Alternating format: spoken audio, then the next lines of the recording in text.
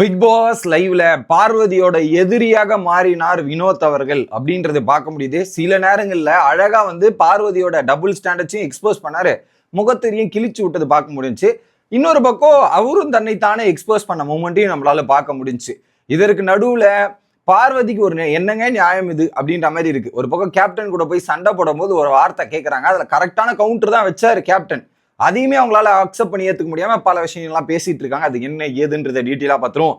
வணக்கம் மக்களே, நேஷனல் உட்ஸ்ல இருந்து உங்கள் மணிவண்ணன். சேனலுக்கு புதுசா இருந்தீங்கன்னா சப்ஸ்கிரைப் பண்ணிருங்க. வீடியோ பார்க்குற அனைவருமே தயவு கூர்ந்து லைக்கை போட்டு வீடியோ பார்த்தா எனக்கு ரொம்ப ரொம்ப யூஸ்ஃபுல்லா இருக்கும். இப்ப கண்டென்ட்டுக்குள்ள போயிடலாம். ஆல்ரெடி அங்க ஒரு பிரச்சனை நடந்துட்டு பார்வதியோட புலம்பல்ஸ் தெரியும்ல, எவனா ஒருத்தன் நமக்கு எதிராக பேசிட்டானா போதும், பின்னாடி ஒரு கூட்டத்தை கேட்டுக்கிட்டு அவங்கள புலம்பல்து, அவங்கள மோசமா பேசுறதுன்ற ஒரு வேலையா இருப்பாங்கல்ல, போயிட்டு அதான் மாத்தி மாத்தி பேசிட்டு இருக்காரு இவரு. என்னது இது? ஸோ இதெல்லாம் இப்படிலாம் பண்றது இது நியாயமா இருக்கா? அதை வேற அங்க கத்திட்டு இருக்காங்க. இதெல்லாம் கூட்டமா சேர்ந்துட்டு எஃப்ஜே கத்துறன்ற பேர்ல அவன் என்ன கத்திட்டு இருக்கான். இவனுங்க சாரி கேம் விளையாடுறானுங்க, அதை கேட்டா ஆமா போறதுக்குன்னு ஒரு கும்பல் இருக்கானுங்க. இவனுங்கெல்லாம் என்னத்த சொல்றது அப்படின்ற மாதிரி அங்க ஒரு விஷயத்த சொல்லிட்டு இருக்காங்க. புரியுதா? இன்னொரு பக்கம் சபரியும் கமருதீனும் சேர்ந்து என்ன பண்றாங்கன்னா, ஆர்கியூமெண்ட்ல நீ பேசாதடா, அமைதியா இருந்தாவே உன்னோட வெற்றி தாண்டா, நீ எதுக்குடா பேசிட்டு இருக்க, பேசாதப்பா அப்படின்ற மாதிரி வினோத்துக்கு ஆறுதல் சொல்லிட்டும் அறிவுரைகள் சொல்லிட்டு இருக்கிறது பார்க்க முடிஞ்சு. அதுவும் யாரு? கமருதீன் சொல்றதெல்லாம் எனக்கு ஒரு மிகப்பெரிய ஆச்சரியம் தான்.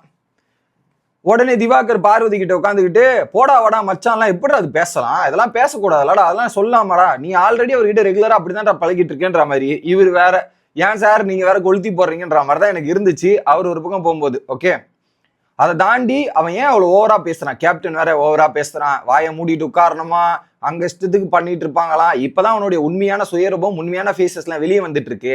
இத்தனை நாள் அவன் மறைச்சு வச்சுட்டு இருந்தாங்க, இப்பதான் கரெக்டா வருதுன்ற மாதிரி சொல்றாங்க. மேபி பிரவீனோட ரியல் ஃபேஸ் இன்னும் வெளியே வரலன்றதான் எனக்கு தோணுது. சைடிங், அதுல மாற்று கருத்து இல்ல. இன்னொரு பக்கம் இப்படியே பேசிட்டு இருந்தாங்களா, அப்ப வினோத் நீ என்ன ஏத்தி உள்ள சப்போர்ட், அவருக்கு சப்போர்ட் பண்ணல, ஏத்தி உள்ளியா, அதெல்லாம் பண்ணலையா அப்படின்ற மாதிரி உடனே கேட்கிறாரு. அப்ப திவாகர் வேற ஏதாவது சொல்லிக்கிட்டு, நீ பண்ணதான் தப்பு, நீ பண்றது தப்பு, இதுல என்ன சொல்றியா அப்படின்ற மாதிரி அங்க டிஸ்கஷன் போன்றது. ஓகே, ஏன் உடனே இந்த மாதிரி மோதிர வேலைலாம் வச்சுக்காது, என்கிட்ட மோராத பாரு, வேற மாதிரி இருக்கா அப்படின்ற மாதிரி இவங்க பேசுறாங்க. ஏன்னா அவர் என்ன சொல்றாரு, என்னை பத்தி பேசிட்டு இருக்காத, என்னை பத்தி இதெல்லாம் பண்ணாத அப்படின்றத சொல்றாரு. அங்க வேற சாரி வேணும் கேளுன்னு கேட்டாங்கல்ல, சாரி ஏன் அவரை கேட்க சொல்ல, திவாகருக்கு சாரி கேட்கலன்ற மாதிரி திவாகர் சார்பாக தானே பார்வதி பேசினாங்க, என்ன மட்டும் டிமாண்ட் பண்ணி. அது ரெண்டு விஷயம். ஒரு பக்கம் வினோத்தையும் நம்ம கேமுக்கு பயன்படுத்திக்கலாம், ரெண்டாவது நம்ம ஒரு சாரியை நிலைநாட்டிக்கலான்றதான் பார்வதியோட எண்ணம். அங்க யாருக்கு பாதிக்கப்பட்ட நபரானாரு? வினோத் சாரி கேட்டே ஆகணும், அவர் மேல தப்பு இருக்கு, அதனால வினோத்தை சாரி வாங்க வைக்கலான்ற மாதிரி அங்க ஒரு முயற்சி பண்ணாலும் வினோத் காண்டாயிட்டாரு.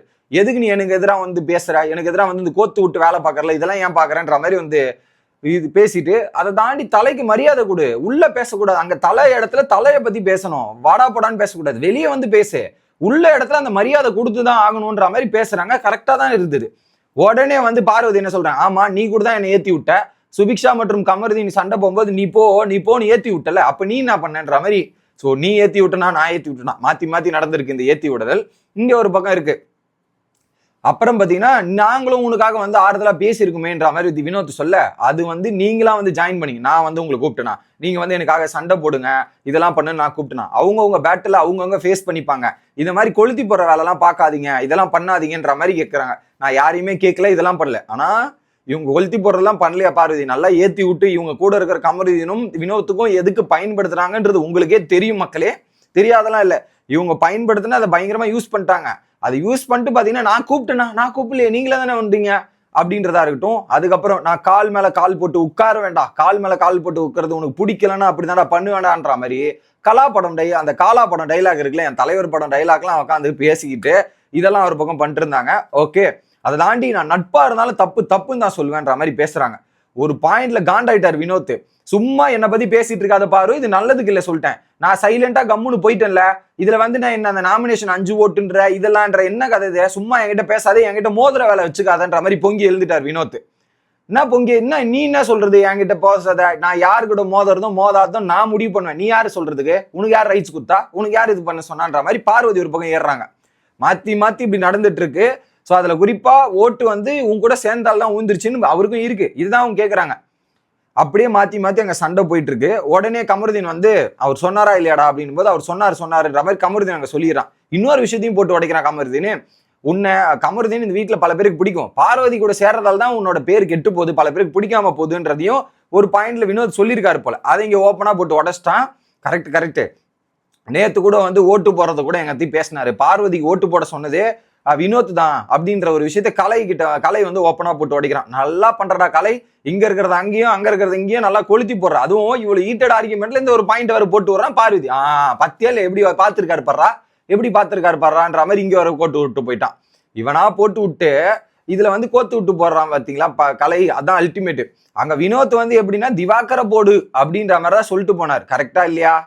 வினோத் திவாகர போட்டு இந்த மாதிரி போடலாம் தான் சொல்லியிருப்பாரு, தவிர்த்து பார்வதி சொல்லவே இல்லை. இவரா பார்வதியை போட்டு இங்க ஒரு சைக்கிள் கேப்ல சிந்து பாடுறது கலை நல்லா பண்ற மேன் நீ அப்படின்ற மாதிரி இருந்தது. அதுக்கப்புறம் பார்வதி, நான் யாருக்கு சப்போர்ட் பண்ணணும், யாருக்கு ஆப்போனண்டா இருக்கணும்ன்றது நான் முடிவு பண்ணேன், நீங்க யாரு இதை பத்திலாம் பேசாதீங்கன்ற மாதிரி கானா வினோத் பாட்டுன்னு போயிட்டாரு. அடுத்து கமருதீன் வேற வந்து சொல்றான், நம்ம கடைசி வரையும் ஒத்துமையா இருக்கிற மாதிரி இருந்திருக்கணும், அது வினோத்துக்கா இருக்கட்டும் இல்ல கலையரசனா இருக்கட்டும், ஒத்துமையா இருக்கணும், இந்த மாதிரிலாம் பண்ணாதீங்க, எந்த இதுவும் வேண்டாம் அப்படின்ற மாதிரி அவரு சொல்லிடுறாரு. பார்வதியும் சொல்லிடுறாங்க, எந்த ப்ராப்ளமும் தேவையில்லை, எதுக்கு ஒரு மண்ணாங்கட்டியும் தேவையில்லைன்ற மாதிரி அங்க டிஸ்கஷன் நடந்தது. ஓகே, அடுத்ததா இன்னொரு பக்கம் வந்து காண்டாயிட்டு கானா வினோத் திரும்ப போறாரு, திரும்ப பேசிட்டே இருக்கான் வந்து. ஏய், அவர் மரியாதை குறைவாலாம் பேசல அந்த இடத்துல. பார்வதி நீ இவ்வளவு பேசுறியே, இதே இவரை பத்தி நீ எவ்வளவு பின்னாடி பேசியிருக்க, எப்படி பின்னாடி நீ எவ்வளவு பேசியிருக்க, எதா இருந்தாலும் பின்னாடி பேசியிருக்கல. யார் திவாகரை பத்தி, அவர் வந்து துரோகம் பண்ணிட்டாரு, இது பண்ணாரு அது பண்ணாரு அழுதுட்டு அவ்வளவு புறந்துட்டு இருந்தியே, அப்ப தெரியல அவனுக்கு பின்னாடி பேசிட்டு இருந்தேன் போது உடனே என்ன பண்ணிட்டாரு, உடனே திவாகர் வந்து கானா வினோத்தை அட்டாக் பண்ண ஆரம்பிச்சிட்டாரு. அவரு பார்வதி இப்படிலாம் பின்னாடி வந்துட்டு இருக்குன்னு உங்களுக்கு சாதகமா தான் சொல்றாரு. உடனே பார்வதிக்கு சப்போர்ட்டா வரணும்னு வந்த உடனே பார்வதி, எங்களுக்குள்ள 1000 இருக்கும், உனக்கு என்ன பிரச்சனை, நாங்க அப்படிதான் இருப்போம், அடிச்சுப்போம் பிடிச்சுப்போம், அடுத்த செகண்டே சேர்ந்து போன்ற மாதிரி. பாத்தியா இல்லையா, அவர் குற்றமாவே இல்லையா, கொலை குற்றம்லாம் செய்யல பார்வதி அப்படின்ற மாதிரி திவாகர் முட்டு கொடுக்க பார்வதி திரும்ப வினோத் அட்டாக் பண்றாங்க. ஐயோ, இது எப்பங்கதான் போய் முடிய போகுதுன்றது. ஸோ அழகா வினோத் சொன்ன பாயிண்ட்லாம் சூப்பர். பார்வதி இப்படி பின்ன பேசுறதா இருக்கட்டும், அவங்க பல பேர் ஏத்தி விட்டதா இருக்கட்டும், இந்த மாதிரி நிறைய பண்றாங்க, பண்ணாமலாம் இல்ல. ஒரு கேள்வி எதிராக கேட்டா பார்வதி வில்லன் ஆயிடுவாங்கல்ல, அதனாலதான் இதெல்லாம் நடந்துட்டு இருக்கு. இன்னொரு பக்கம் இவரும் ஏத்தி விட்டுருக்காரு, அத பார்வதி கமருதீனுக்காக போய் சப்போர்ட் பண்ணுன்ட்டு. ஏன்னா பல இடத்துல கமருதீன் பார்வதிக்காக சப்போர்ட் வந்திருக்கான்ல, அதனால நீ போய் சப்போர்ட் பண்ணுன்னு நான் சொன்னன்றதையும் அவர் கிளாரிஃபை பண்ணாரு. ஆனா என்ன, நாங்க வச்சு செய்வோம்ல வினோத்தை அப்படின்ற மாதிரி அட்டாக் பண்ணிருக்காங்க. இன்னொரு இடத்துல பார்வதி விசஸ் பிரவீன்ராஜோட பேச்சுவார்த்தை. அப்ப வந்து பாத்தீங்கன்னா, எதுக்கு வாடா போடான்னு பேசுனது வந்து உனக்கு தப்பா தெரியுதா, நீ இதுக்கு முன்னாடி என்கிட்ட சொல்லியிருக்கான், நான் ரெகுலரா வாடா போடான்னு தானே கூப்பிட்டுருக்கேன் அப்படின்ற மாதிரி, ஒரு வாட்டியாவது இதுக்கு முன்னாடி நீ என்கிட்ட கூப்பிடாதுன்னு சொல்லியிருக்கான்னு கேட்கறாங்க. சொல்லியிருக்கான்னு கேட்கும்போது பிரவீன்ராஜ், நேத்து நைட்டு தான் சொன்னேன், நீ கூப்பிடுறது எனக்கு பிடிக்கல, கூப்பிடாதுன்னு நேத்து தான் சொன்னேன், அதுக்கு முன்னாடிலாம் வாட்டி ஏன் கூப்பிட்டேன், ஏமா நீ இப்பதான் கேட்ட, ஒரு வாட்டியாவது கூப்பிட்டுருக்கியான்னு கேட்ட, அதுக்கு முன்னாடினா முஞ்சு போச்சு, அதுக்கு முன்னாடி நீ எப்படி வேணாலும் கூப்பிட்டு போ, நீ ஒரு வாட்டி சொல்லிருக்கியான்னு கேட்டபோது நேற்று நைட்டு சொன்னதுக்கு அப்புறம் நீ மறுநாள் இந்த கூப்பிடக்கூடாது, அதான் பேசிக். அதை விட்டுட்டு நீ இன்னைக்கு வந்து இப்படி பேசுறேன் அப்படி பேசுறேன்றது என்ன லாஜிக் இருக்குன்னு எனக்கு புரியல. அவர் கரெக்டா தான் பேசுறாரு, அப்படியே திருப்பி போடுற மாதிரி பாதி முயற்சி பண்றாங்க.